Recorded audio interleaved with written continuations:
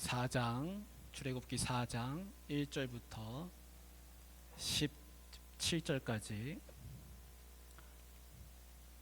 우리 한 절씩 같이 교독하겠습니다. 모세가 대답하여 이르되 그러나 그들이 나를 믿지 아니하며 내 말을 듣지 아니하고 이르기를 여호와께서 내게 나타나지 아니하셨다 하리이다.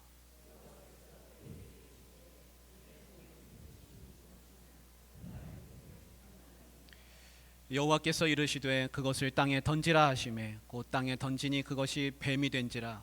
모세가 뱀 앞에서 피하매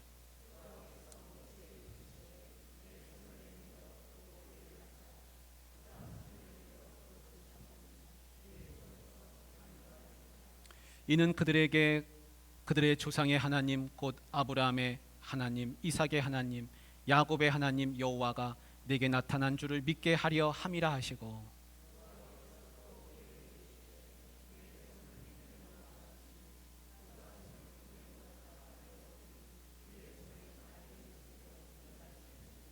이르시되 네 손을 다시 품에 넣으라 하시매 그가 다시 손을 품에 넣었다가 내어보니 그의 손이 본래의 살로 되돌아왔더라.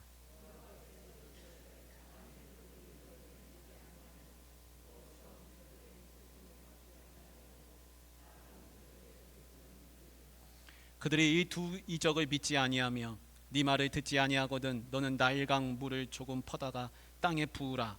네가 떠온 나일강 물이 땅에서 피가 되리라.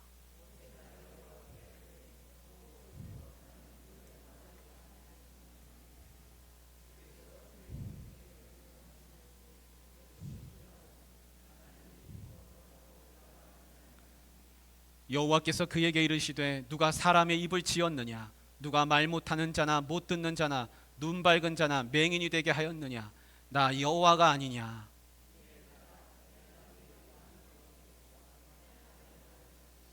모세가 이르되 오 주여 보낼 만한 자를 보내소서.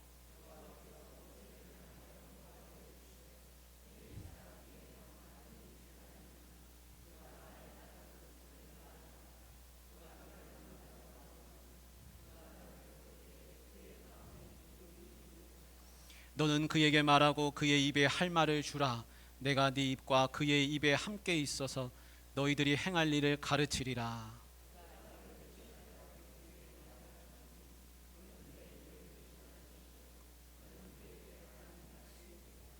너는 이 지팡이를 손에 잡고 이것으로 이적을 행할지니라. 아멘.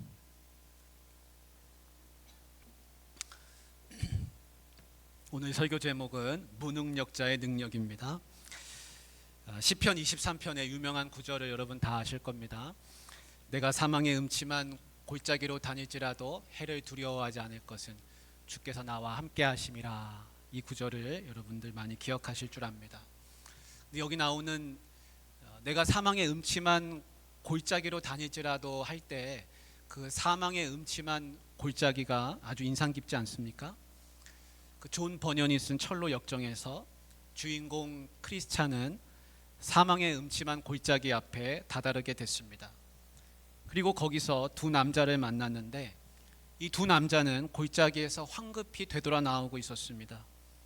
그래서 크리스찬이 왜 돌아 나오냐고 묻자 그들은 이 골짜기에 들어갔다가 하마터면 죽을 뻔했다고, 목숨을 잃을 뻔했고 겨우 살아나오는 것이라고 했습니다. 그러면서 주인공 크리스찬에게 절대로 당신은 여기 들어가면 안 된다고 만류를 했습니다. 그래서 크리스찬이 대체 골짜기에서 뭘 보았길래 그렇게 무서워하느냐고 합니다. 그러자 그들은 대답했습니다. 칠흑같이 어두컴컴한 이 골짜기에는 그야말로 공포 그 자체인데 이 안에는 마귀와 괴수가 있고 구덩이 속에는 웅크린 용이 있으며 쇠사슬에 묶여서 고문을 당하는 사람들의 비명소리가 끊이지 않고 들려서 정말 소름이 끼치는 곳이라고 했습니다. 그 말을 들은 크리스찬은 뭐라고 했을까요? 깜짝 놀라면서 아니 그렇습니까? 그러면 내가 지금까지 길을 잘못 왔군요. 되돌아가야겠네요. 그렇게 말하지 않았습니다. 거꾸로 말씀을 들어보니까 아무래도 내가 이 길로 가야 할 것 같네요. 제가 제대로 온 것 같습니다. 하면서 한 걸음 한 걸음씩 그 사망의 음침한 골짜기 안으로 들어갔습니다. 그리고 사망의 음침한 골짜기 안에 들어갔을 때 정말로 두 남자가 말한 대로 마치 사망이 코앞에 있는 것처럼 큰 두려움이 임했습니다. 마귀와 괴수가 귀에다 대고 마구 속삭였습니다. 어딘가에서 들려오는 비명소리가 들렸습니다. 당장이라도 뒤로 돌아서 뛰어가고 싶은 심정이었습니다. 근데 한참을 지나서 두려움이 극에 달했을 때 그의 귀에 분명하게 들려온 소리가 있었는데, 그것은 바로 시편 23편 4절에 내가 사망의 음침한 골짜기로 다닐지라도 해를 두려워하지 않을 것은 주께서 나와 함께 하심이라 라는 음성이었습니다. 크리스찬은 그 말씀에 힘을 얻었고 마침내 골짜기를 다 지날 수가 있었습니다. 그리고 드디어 날이 밝게 됩니다. 여러분, 사망의 음침한이라고 할 때 그 사망의 음침한이라는 말은 히브리어 원문에는 죽음의 그림자를 뜻합니다. 근데 그림자는 실체가 있습니까? 없습니까? 그림자는 실체가 없습니다. 근데 실체가 없음에도 없음에도 그림자는 큰 두려움을 안겨다 줍니다. 우리가 다 이런 두려움에 빠질 수가 있는데, 그 두려움에 빠질 때마다 그것을 이길 수 있는 방법은 딱 하나입니다. 그것은 하나님께서 나와 함께 하심을 믿는 것입니다. 하나님께서는 믿음의 사람들을 세우실 때마다 늘 같은 말씀을 해주셨습니다. 야곱이 돌베개를 베고서 잠을 자고 있을 때 하나님은 말씀하셨습니다. 내가 너와 함께 있어 네가 어디로 가든지 너를 지키며 너를 이끌어 이 땅으로 다시 돌아오게 할지라. 내가 너와 함께 하리라 라고 약속을 해주셨습니다. 하나님은 다윗 왕에게도 네가 가는 모든 곳에 내가 너와 함께 있으리라 약속하셨습니다.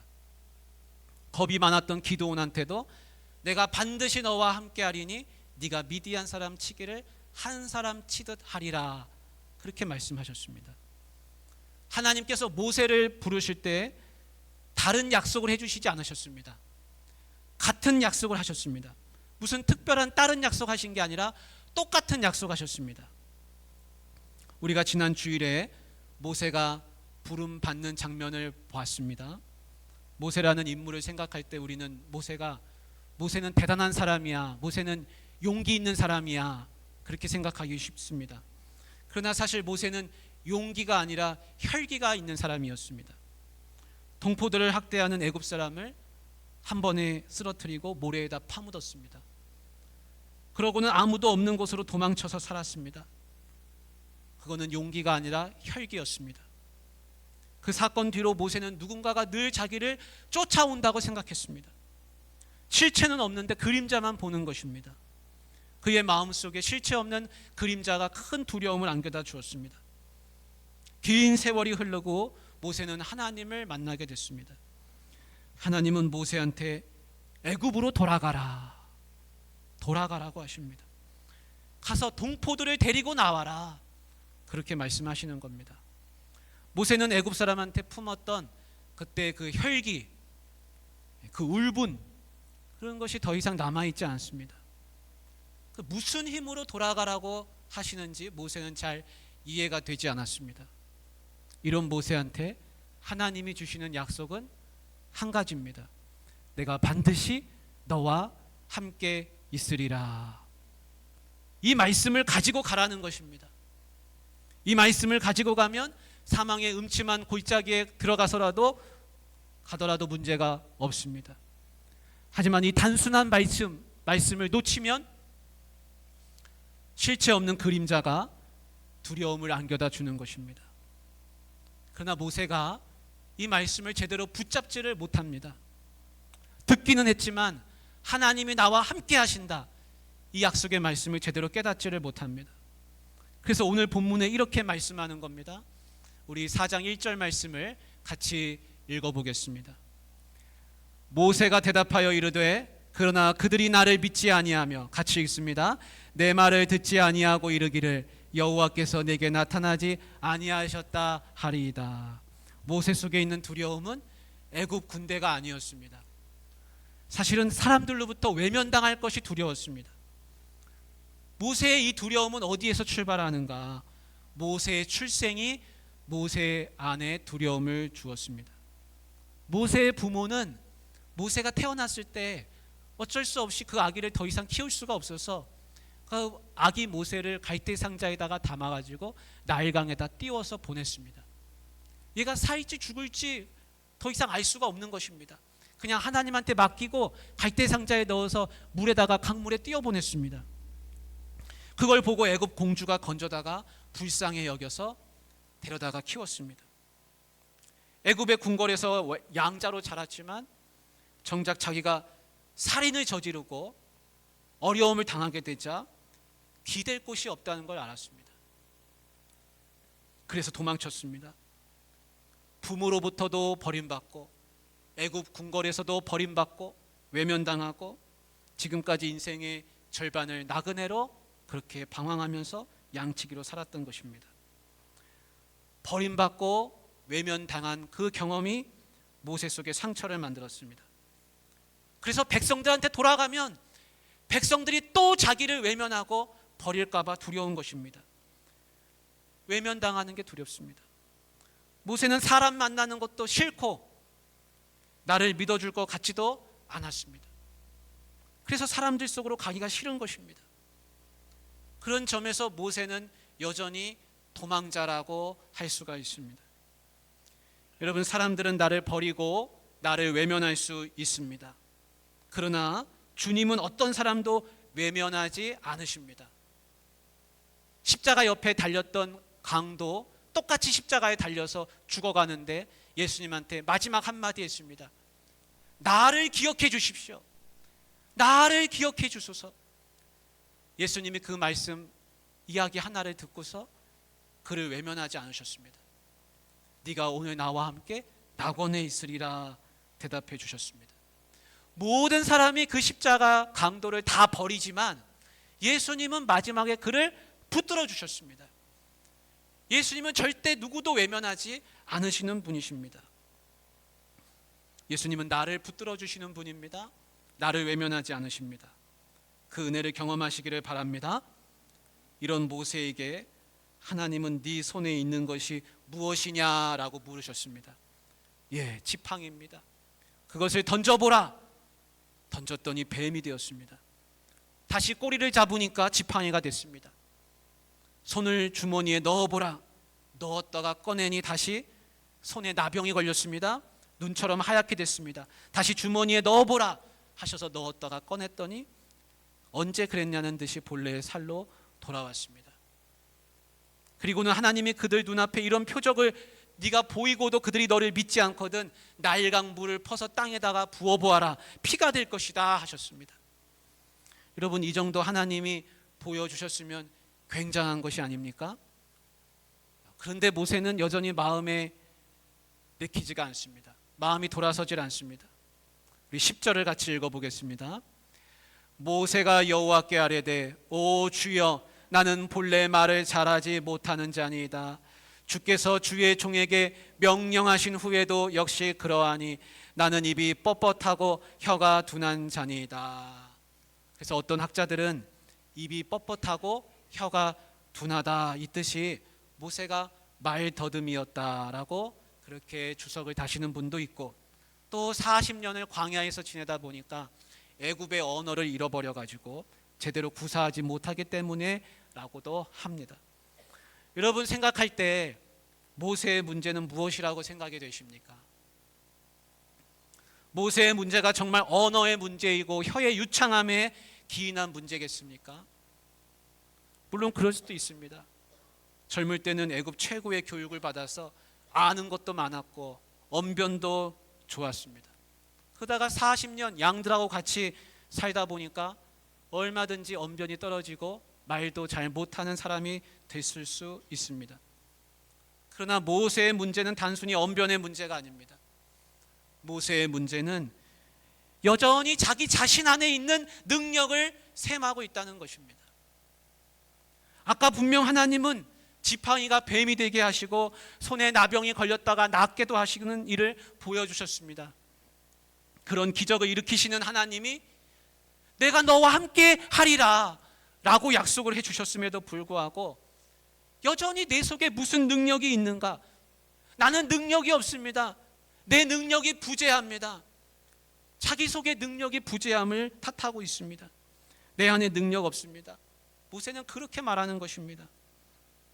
여러분, 하나님은 어떤 사람을 쓰시겠습니까? 저도 한때는 하나님은 능력 있는 사람을 쓰실 거라 그렇게 생각해가지고 내가 열심히 노력하면 하나님이 쓰실 거고, 그렇지 않거든 나는 탈락해서 쓰이지 못하고 마치 저 뒤에 있다가 하나님이 이름을 쭉 부르시는데 내 앞에 사람까지만 이름 부르시고 뒤는 다 돌아가라, 잘려가지고 그렇게 될까봐 염려했던 적이 있습니다. 그런 상상을 많이 했습니다. 근데 성경을 읽어보니까 그게 아니라는 것을 알았습니다. 우리 마태복음 25장 15절 한번 같이 읽어보겠습니다.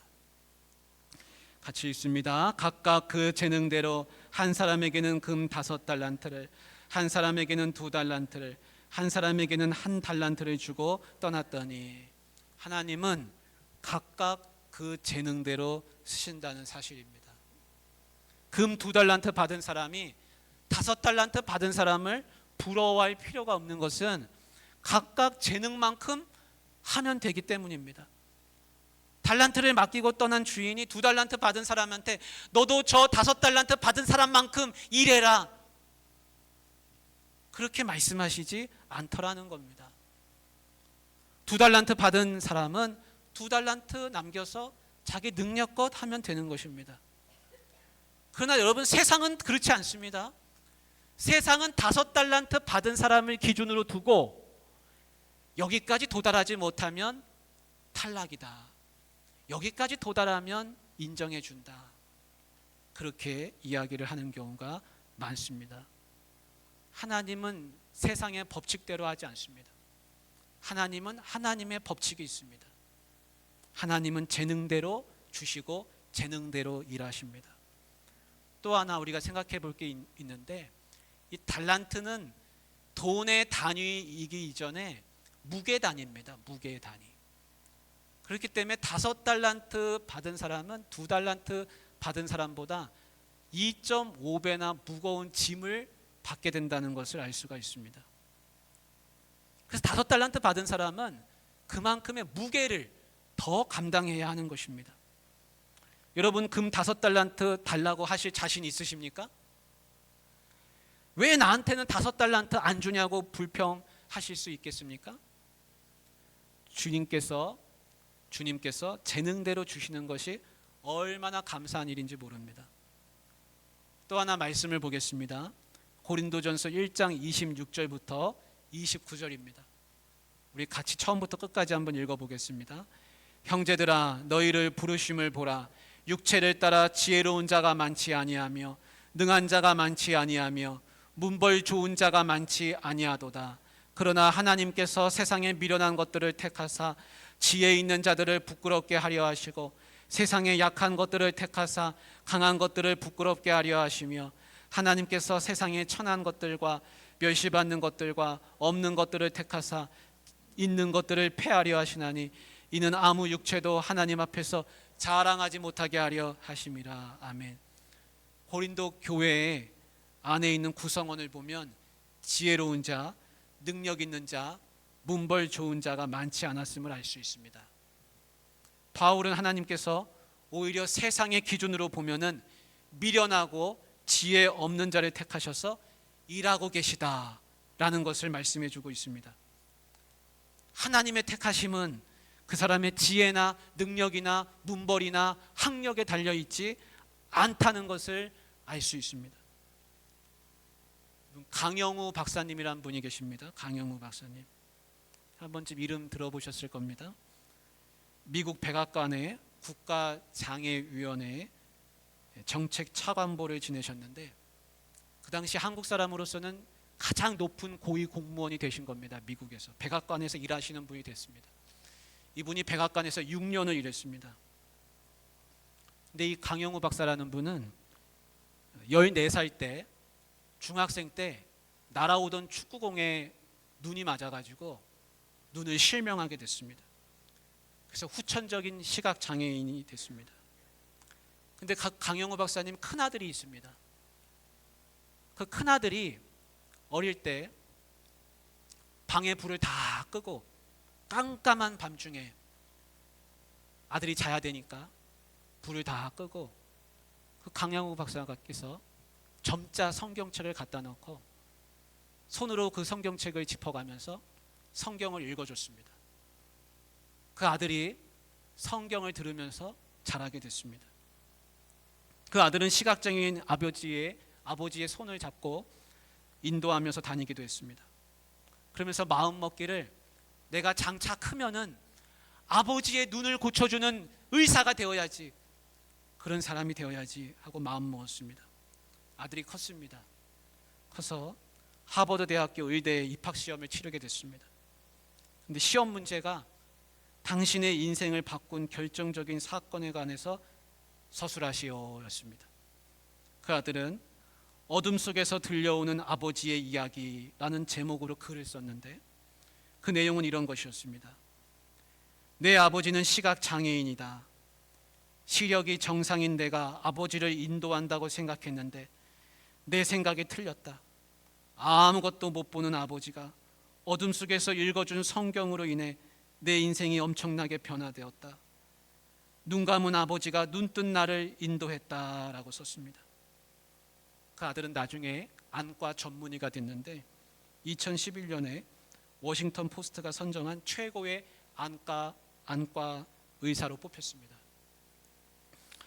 사람들은 시각장애인 아버지와 앞을 보는 아들이 다닐 때 그 아들이 아이고 저 아버지 앞 못 보는 아버지를 데리고 다니는구나, 얼마나 딱할까, 그렇게 많이들 보았습니다. 근데 그 아들이 훗날 고백한 것은 뭐였냐면 하나님은 앞을 못 보는 아버지를 통해서 내 인생을 변화시키고 나를 쓰셨다, 나를 인도해 가셨다라는 것입니다. 하나님은 능력 없는 아버지를 위대한 아버지로 쓰신 것을 볼 수가 있습니다. 능력 없는 자를 가장 큰 능력으로 사용하신 예는 바로 십자가 사건입니다. 예수님은 십자가에서 손과 발에 못이 박히고 정말 무기력하게 아무 능력도 없이 돌아가셨습니다. 네가 그리스도면 내려와 봐라. 네가 당장 십자가에서 너를 자신을 구원해 보라. 조롱당하고 얻어맞고 채찍질을 당하시는 큰 고통을 당하셨습니다. 여러분, 만왕의 왕이시고 하나님의 아들이신 아버지께서, 예수님께서 얼마나 무능력하게 죽으셨습니까? 그러나 가장 무능력하게 죽으신 분이 가장 영광스러운 모습으로 부활하셨습니다. 우리를 영원한 죽음에서 건지시고 우리를 살려주시고 영생의 복을 선물로 주셨습니다. 무엇이 능력입니까? 나는 본래 말을 잘하지 못하는 자니이다. 나는 입이 뻣뻣하고 혀가 둔한 자니이다. 여러분, 말을 잘하고 혀가 유창하면 그것이 능력입니까? 그런 것은 능력이 아닙니다. 능력은 하나님이 함께 하시느냐입니다. 하나님이 모세에게 아론도 붙여주시고 지팡이도 잡으라고 하셨지만 아론도 궁극적으로는 내 능력이 아니고 지팡이도 내 힘이 될 수가 없습니다. 그것들은 다 부수적인 것들입니다.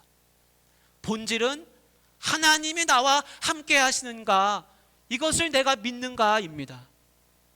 사랑하는 성도 여러분, 여러분은 지금 무슨 능력으로 살고 계십니까? 혹시 내 안에 능력이 있는지 없는지 그걸 보고 계십니까? 내 속에 능력이 있든 없든 많든 적든 그것은 다 부수적인 것들입니다. 정말 중요한 것은 하나님께서는 지금 나와 함께 하시는가, 여기에 대한 답을 분명하게 하시기를 바랍니다. 예, 그렇습니다. 하나님이 나와 함께 하십니다. 함께 하시는 하나님으로 능력을 삼으시고 늘 승리하시기를 주님의 이름으로 축복합니다.